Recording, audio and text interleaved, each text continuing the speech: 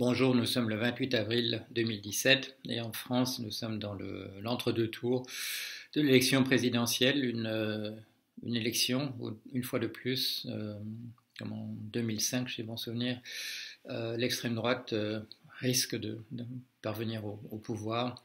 C'est un danger énorme, comme je l'ai rappelé hier dans un billet.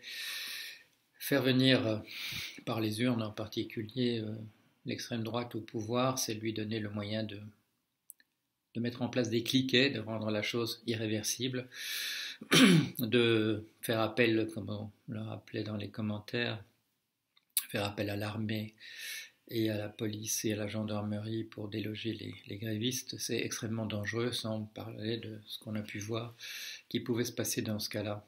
Et j'attire tout particulièrement l'attention sur le fait que s'il est compréhensible dans des situations dans lesquelles, comme celles dans lesquelles nous sommes, de dire du balai, dégager, etc., il faut bien savoir que ça ne vous met pas à l'abri de faire partie des prochaines victimes. Vous connaissez cette histoire, ils sont venus chercher les communistes et j'étais pas communiste, ils sont venus chercher les juifs et j'étais pas juif. Et ça se termine, ils sont à ma porte pour venir me chercher. Alors il faut faire très attention, il faut empêcher ça. Il faut faire la distinction entre quelqu'un qui respectera encore, je dirais, les systèmes démocratiques et quelqu'un qui ne respectera pas. Il faut faire pression, bien entendu. J'ai aucune sympathie, vous le savez très bien, pour l'ultralibéralisme que M. Macron représente de manière même pas marginale, mais très centrale. Mais il faudra, par les élections législatives qui viennent ensuite, il faudra voter pour empêcher que ce type de choses viennent au pouvoir. Il faudra empêcher que l'ultralibéralisme, qui n'est pas, on le voit dans le résultat des élections, qui n'est pas la position dominante de la majorité des Français, au contraire, il y a une majorité contre cet ultralibéralisme.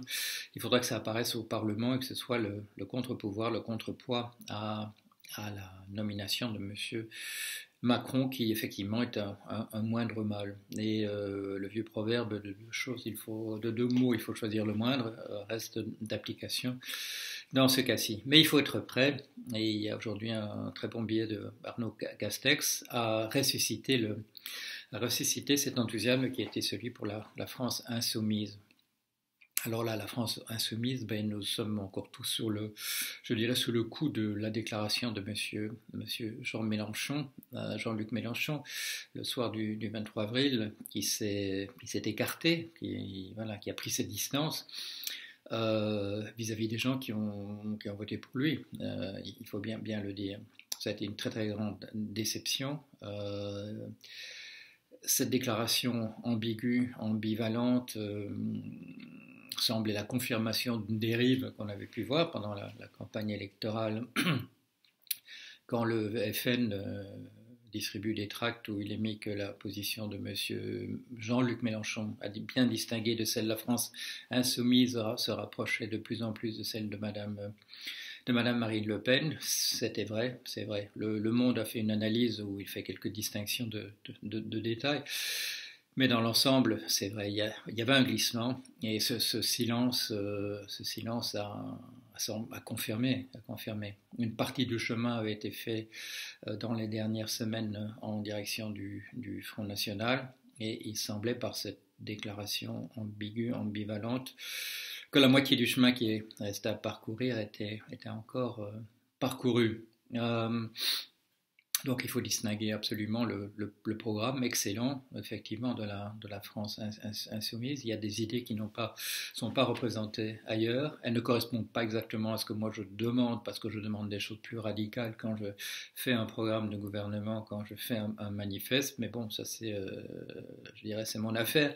À la limite, je n'ai pas le problème dans l'immédiat de me faire élire à quoi que ce soit. Mais voilà, donc il faut absolument que ce mouvement de gauche important qui a pris naissance durant la campagne se retrouve dans les législatives et qu'elle mène au Parlement et au Sénat une majorité qui fera que ce n'aura pas été un chèque en blanc qui aura été donné à M. Macron. Mais il est important que ce soit lui qui passe parce que voilà, son pouvoir est réversible. Celui de Mme Le Pen, on a déjà vu ça avant, il ne l'est pas. Sa sympathie pour des idées de gauche, sa sympathie pour le mouvement ouvrier, on a vu ça dans d'autres mouvements fascistes. Ce sont souvent, d'ailleurs, il faut bien le dire, ce sont souvent des transfuges de la gauche qui ont lancé les mouvements fascistes. Monsieur Mussolini était quelqu'un qui connaissait bien la pensée de Georges Sorel. Les débuts de M. Adolf Hitler ont été soutenus par les propos anticapitalistes auxquels il souscrivait. Quand l'industrie, le milieu de l'industrie lui a dit écoutez, maintenant on vous aime bien, mais il faut se débarrasser de ça, il n'a pas hésité une demi-seconde, c'était fait. On l'a vu également dans le cas de Mussolini, on a vu dans des dérives actuelles en Amérique latine que la générosité de gauche peut être le germe, le début, et puis que cela dérive vers du corporatisme, de la xénophobie, de l'exterminisme, même, pour employer ce nom que M. Fraise a utilisé dans son commentaire sur ce qui pourrait se passer si on ne passait pas à des solutions comme la taxe robot, que nos élites un jour en auraient marre, s'impatienteraient de voir des masses qui ne servent plus à rien parce qu'elles sont remplacées par la machine. Alors si vous suivez l'actualité du blog, un mot là-dessus, vous avez vu que monsieur Hamon n'est plus en lice, mais cette idée qu'il m'avait reprise d'une taxe sur les robots, sur les machines en général, elle est très fort à l'actualité. Elle est dans un très long article qui paraît dans l'Humanité dimanche, qui est en vente depuis quelques jours. Se trouve aussi dans la revue Breton. Vous pourrez trouver cette revue Breton assez facilement. Je vais aussi vous montrer l'article. Et puis récemment, il y a eu aussi, on en parle sur un site qui s'appelle l'ADN, on en parle beaucoup sur un site qui s'appelle l'INA Global, un site de l'INA. Et puis il y a eu deux excellentes vidéos. Il y en a une par le groupe Rencontre et Débat. C'est mon intervention à Antony le week-end dernier, samedi dernier.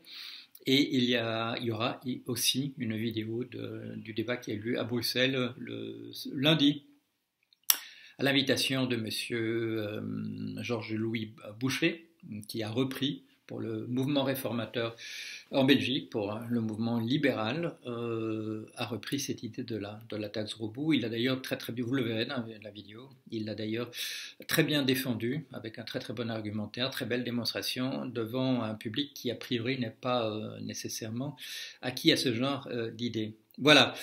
C'est tout pour cette fois-ci. La fois prochaine, on sera à la veille, à deux jours, l'avant-veille des élections. Sans aucun doute, je dirai encore un mot à ce sujet à ce moment-là. Voilà, allez, à bientôt, passez une bonne semaine et participez au débat qui a lieu sur le blog. Ça nous fait des centaines. On va arriver bientôt aux 400 000 commentaires sur le blog de Paul Jorion. Il y a des idées très importantes qui ont été échangées là. Venez-y, on fait avancer les choses. Allez, à bientôt.